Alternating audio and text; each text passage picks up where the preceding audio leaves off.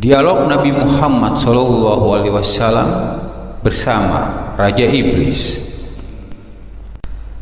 Diriwayatkan oleh Mu'adz bin Jabal radhiyallahu an dari Ibnu Abbas radhiyallahu an, ia berkata, kami bersama Rasulullah SAW berada di rumah seorang sahabat dari golongan Ansor dalam sebuah jamaah. Tiba-tiba ada yang memanggil dari luar, wahai para penghuni rumah, apakah kalian mengizinkanku masuk? Karena kalian membutuhkanku. Rasulullah SAW bertanya kepada para sahabat, apakah kalian tahu siapa yang menyuruh itu? Para sahabat menjawab, tentu Allah dan Rasulnya lebih mengetahui. Rasulullah SAW berkata, dia adalah Raja Iblis yang terkutuk. Semoga Allah senantiasa melaknatnya. Umar bin Khattab radhiyallahu an berkata, ya Rasulullah, apakah engkau mengizinkanku untuk membunuhnya? Nabi Muhammad SAW berkata pelan, bersabarlah wahai Umar, apakah engkau tidak tahu bahwa dia termaksud yang tertunda kematiannya sampai waktu yang ditentukan pada hari kiamat? Sekarang silahkan buka pintu untuknya, karena ia sedang diperintah Allah Subhanahu wa ta'ala. Ibnu Abbas berkata, maka dibukalah pintu, kemudian iblis masuk ke tengah-tengah kami dengan wajah seorang yang sudah tua bangka dan buta sebelah matanya. Dagunya berjanggut sebanyak 7 helai, rambutnya panjang seperti rambut kuda, kedua kelopak matanya memanjang ke atas, tidak ke samping, kepalanya seperti kepala gajah yang sangat besar. Gigi taringnya memanjang keluar seperti taring babi, kedua bibirnya tebal seperti bibir macan.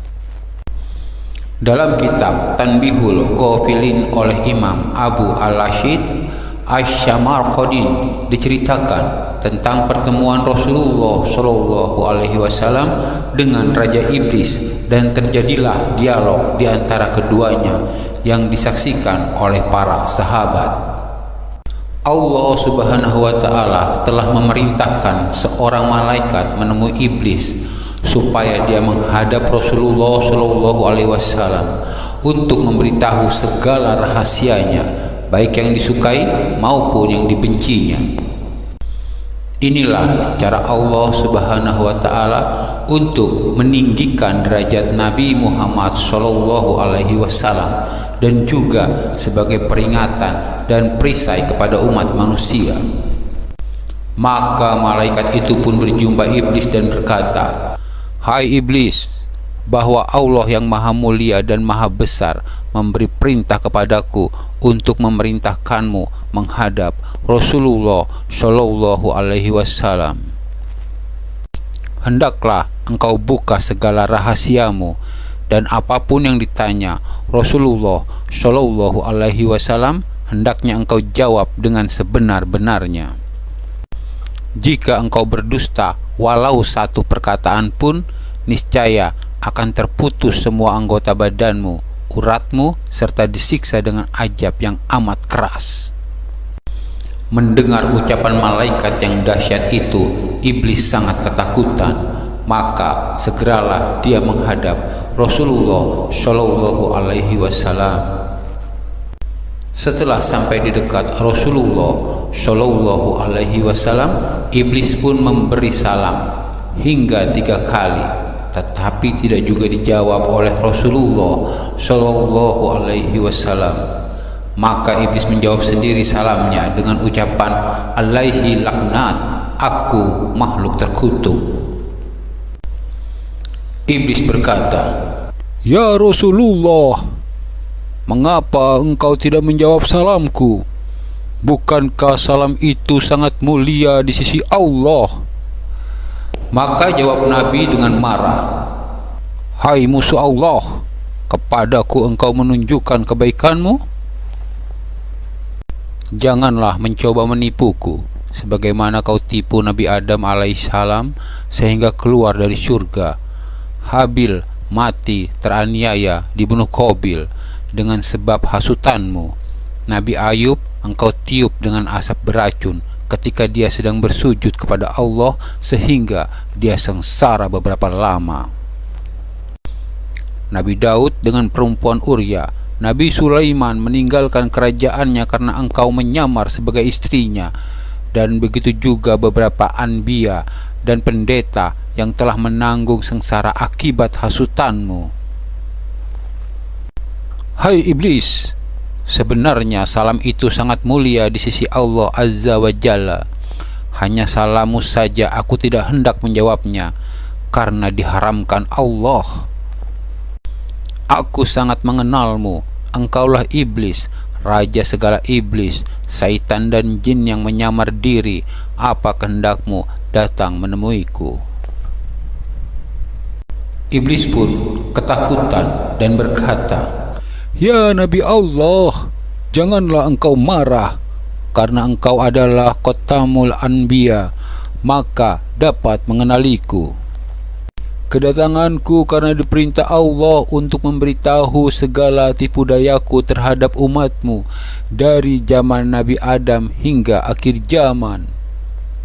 Ya Nabi Allah, setiap apa yang kau tanya, aku bersedia menerangkan satu persatu dengan sebenarnya. Tiadalah aku berani menyembunyikannya. Maka iblis pun bersumpah menyebut nama Allah dan berkata, Ya Rasulullah, sekiranya aku berdusta sepatah kata pun, niscaya hancur leburlah badanku menjadi abu. Mendengar sumpah iblis itu, Nabi pun tersenyum dan berkata dalam hatinya, Inilah satu peluangku untuk mensiasati segala perbuatannya, agar didengar oleh sekalian sahabat yang ada di majelis ini dan menjadi perisai pada seluruh umatku. Rasulullah Shallallahu Alaihi Wasallam bertanya, Hai iblis, siapakah sebesar-besar musuhmu dan bagaimana aku terhadapmu? Jawab iblis, Ya Nabi Allah, engkaulah musuhku yang paling besar di antara segala musuhku di muka bumi ini. Maka Nabi pun memandang muka iblis, dan iblis pun menggeletar karena ketakutan. Sambung iblis, Ya Khatamul Anbiya, adapun aku dapat merubah diriku seperti sekalian manusia, binatang dan lainnya, sehingga rupa dan suara pun tidak berbeda, kecuali dirimu saja yang tidak dapat aku tiru karena dicegah oleh Allah. Kiranya aku menyerupai dirimu, maka terbakarlah diriku menjadi abu. Rasulullah Shallallahu Alaihi Wasallam bertanya lagi, Hai iblis, bagaimana perbuatanmu kepada makhluk Allah?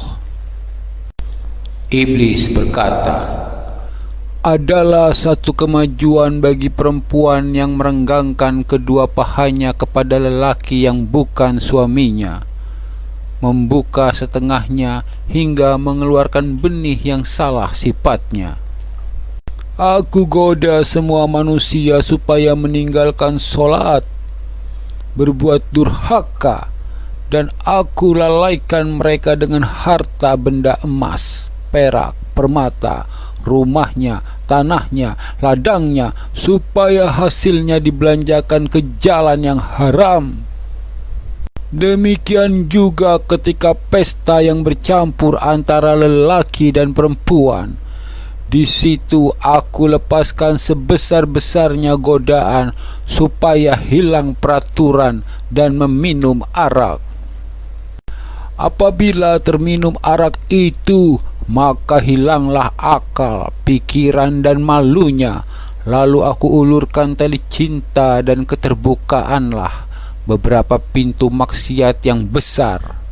Aku bisikan perasaan hasad dengki hingga kepada pekerjaan jinah. Apabila mereka teringat akan salah, mereka lalu hendak bertaubat dan berbuat amal ibadah, aku akan rayu mereka supaya mereka tidak melakukannya. Bertambah keras aku menggoda supaya mereka melakukan maksiat dan mengambil istri orang. Bila kena goda hatinya, datanglah rasa ria, takabur, megah, sombong, dan melengahkan amalnya. Bila pada lidahnya mereka akan gemar berdusta, mencela dan mengumpat, demikianlah aku goda mereka setiap saat. Rasulullah bertanya lagi, "Hai iblis, mengapa engkau bersusah payah melakukan pekerjaan yang tidak mendatangkan faedah, bahkan menambahkan laknat yang besar serta siksa yang besar di neraka yang paling bawah?" Hai yang dikutuk Allah, siapa yang menjadikanmu? Siapa yang melanjutkan usiamu? Siapa yang menerangkan matamu? Siapa yang memberi pendengaranmu? Siapa yang memberi kekuatan anggota badanmu? Iblis menjawab, "Semua itu adalah anugerah dari Allah yang maha besar juga. Tetapi hawa nafsu dan takabur membuatku menjadi jahat sebesar-besarnya. Engkau lebih tahu bahwa diriku telah beribu-ribu tahun menjadi ketua seluruh malaikat, dan pangkatku telah dinaikkan dari satu langit ke satu langit yang tinggi. Kemudian aku ditinggal di dunia ini beribadah bersama sekalian malaikat beberapa waktu lamanya. Tiba-tiba datang Allah Subhanahu wa Ta'ala berkehendak menjadikan seorang khalifah di dunia ini. Maka aku pun membantah. Lalu Allah menciptakan Nabi Adam dan diperintahkan seluruh malaikat memberi hormat kepada Adam, kecuali aku yang ingkar. Oleh karena itu Allah murka kepadaku, dan wajahku yang tampan rupawan dan bercahaya itu bertukar menjadi keji dan kelam. Aku merasa sakit hati. Kemudian Allah menjadikan Adam raja di surga dan dikaruniai seorang permaisuri, Siti Hawa, yang memerintah seluruh bidadari. Aku bertambah dengki dan dendam kepada mereka. Akhirnya aku berhasil menipu mereka melalui Siti Hawa yang menyuruh Adam memakan buah kuldi. Lalu keduanya diusir dari surga ke dunia.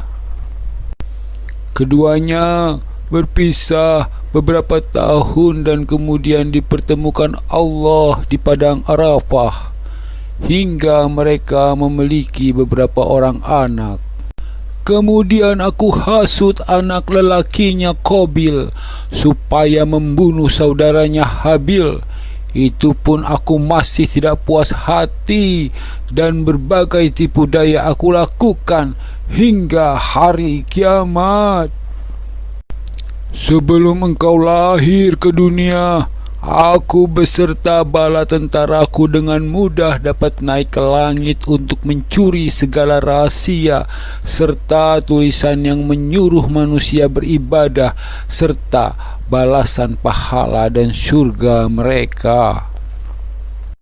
Kemudian aku turun ke dunia dan memberitahu manusia yang lain daripada apa yang sebenarnya aku dapatkan dengan berbagai tipu dayaku hingga mereka tersesat. Tetapi ketika engkau lahir ke dunia ini, maka aku tidak dibenarkan oleh Allah untuk naik ke langit serta mencuri rahasia lagi, karena banyak malaikat yang menjaga di setiap lapisan pintu langit. Jika aku berkeras juga hendak naik, maka malaikat akan melontarkan anak panah dari api yang menyala.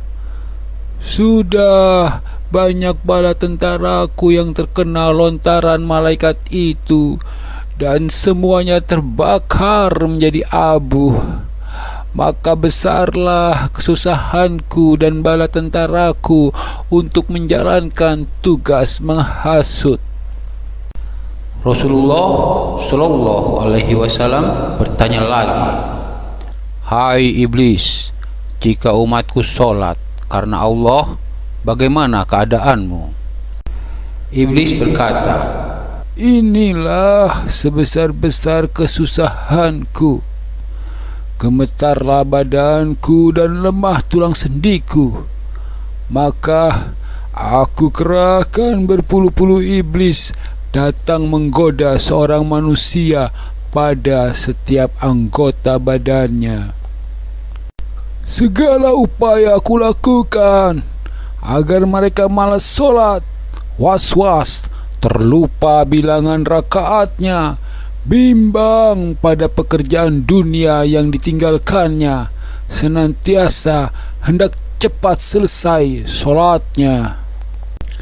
Aku juga membuat mereka agar hilang khusyuknya, matanya senantiasa menjeling ke kiri kanan, telinganya senantiasa mendengar orang bercakap serta bunyi-bunyi yang lain.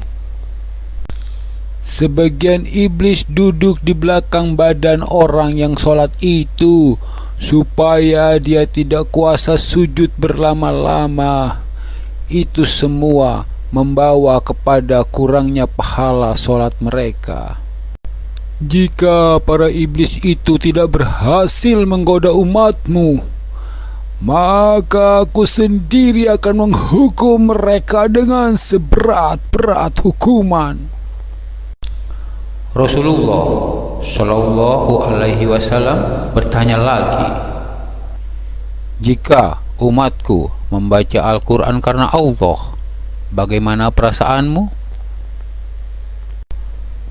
Jawab iblis, "Jika mereka membaca Al-Quran karena Allah, maka terbakarlah tubuhku dan putus segala uratku, lalu aku lari darinya." Jika umatku mengerjakan haji karena Allah, bagaimana perasaanmu?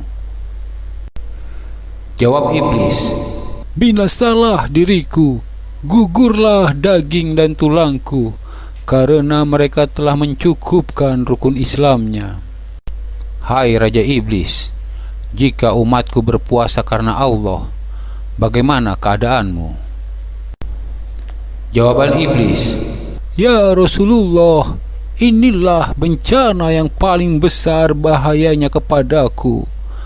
Apabila masuk awal bulan Ramadan, maka memancarlah cahaya arasy dan kursi, bahkan seluruh malaikat menyambut dengan sukacita. Bagi orang yang berpuasa, Allah akan mengampunkan segala dosa yang lalu dan digantikan dengan pahala yang amat besar, serta tidak dicatatkan dosanya selama dia berpuasa. Yang menghancurkan hatiku ialah segala isi langit dan bumi, yakni malaikat, bulan, bintang, burung, dan ikan-ikan. Semuanya siang malam mendoakan ampunan bagi orang yang berpuasa. Pada hari umatmu mulai berpuasa, dengan perintah Allah datanglah sekalian malaikat dengan garangnya menangkapku dan tentaraku, para jin kafir, syaitan, dan ifrit. Lalu dipasunglah kaki dan tangan kami dengan besi panas dan dirantai serta dimasukkan ke bawah bumi yang paling amat dalam. Di sana pula beberapa ajab yang lain telah menunggu kami, sehingga setelah habis bulan Ramadan barulah kami dilepaskan. Umatmu telah merasakan ketenangan berpuasa dan bersahur seorang diri di tengah malam tanpa rasa takut dibandingkan bulan biasa. Hai iblis, bagaimana seluruh sahabatku menurutmu? Jawab iblis, seluruh sahabatmu juga adalah sebesar-besar musuhku. Tiada upayaku melawannya, dan tiada satu pun tipu dayaku yang dapat masuk kepada mereka. Karena engkau sendiri telah berkata, seluruh sahabatmu adalah seperti bintang di langit. Jika kamu mengikuti mereka, maka kamu akan mendapat petunjuk. Bagaimana tipu daya engkau kepada umatku? Jawaban iblis, umatmu itu ada 3 macam. Yang pertama, seperti hujan dari langit yang menghidupkan segala tumbuhan, yaitu ulama yang memberi nasihat kepada manusia supaya mengerjakan perintah Allah serta meninggalkan larangannya, seperti kata Jibril alaihissalam. Ulama itu adalah pelita dunia dan pelita akhirat. Yang kedua, umatmu seperti tanah, yaitu orang yang sabar, syukur, dan ridho dengan karunia Allah, suka beramal soleh, tawakal kepada Allah, dan selalu berbuat kebajikan. Yang ketiga, umatmu seperti Fir'aun, terlampau tamak dengan harta dunia serta dihilangkan amal akhiratnya. Maka aku pun bersuka cita lalu masuk ke dalam badannya. Aku putar hatinya ke lautan durhaka, dan aku bisa mengarahkannya kemana saja untuk mengikuti kehendakku. hai iblis, siapa yang serupa dengan engkau? Tanya Rasulullah SAW. Jawaban iblis, orang yang meringankan syariatmu dan membenci orang belajar agama Islam. hai iblis, siapa yang mencahayakan wajahmu? Iblis menjawab, orang yang berdosa, pelaku maksiat, bersumpah bohong, saksi palsu, dan pengingkar janji. hai iblis, apakah rahasia engkau kepada umatku? Iblis menjawab, jika seorang Islam pergi buang air besar serta tidak membaca doa pelindung syaitan, maka aku gosok-gosokkan najisnya sendiri ke badannya tanpa dia sadari. hai iblis, jika umatku bersatu dengan istrinya, apa yang kau lakukan? Iblis menjawab, jika umatmu hendak bersetubuh dengan istrinya serta membaca doa pelindung syaitan, maka larilah aku dari mereka. Jika tidak, aku akan bersetubuh dahulu dengan istrinya, dan bercampurlah benihku dengan benih istrinya. Jika menjadi anak, maka anak itu akan gemar kepada pekerjaan maksiat, malas pada kebaikan, dan menjadi anak durhaka. Ini semua karena kealpaan ibu bapaknya sendiri. Namun sebaliknya, jika mereka berdoa saat hendak bersetubuh, maka sulitlah bagiku untuk menggoda anak keturunannya. Begitu juga jika mereka makan tanpa membaca bismillah, maka aku yang dahulu makan daripadanya. Walaupun mereka makan, tiadalah merasa kenyang. hai iblis, dengan jalan apa dapat menolak tipu dayamu? Jawab iblis, jika dia berbuat dosa, maka dia kembali bertaubat kepada Allah, menangis menyesal akan perbuatannya, Apabila marah, segeralah mengambil air wudhu, maka padamlah amarahnya. Hai iblis, siapakah orang yang paling engkau sukai? Iblis menjawab, lelaki dan perempuan yang tidak mencukur bulu ketiak dan bulu kemaluannya selama 40 hari. Disitulah aku mengecilkan diriku, bersarang, bergantung, berbuai seperti dipijat pada bulu itu. Hai iblis, siapakah saudara engkau?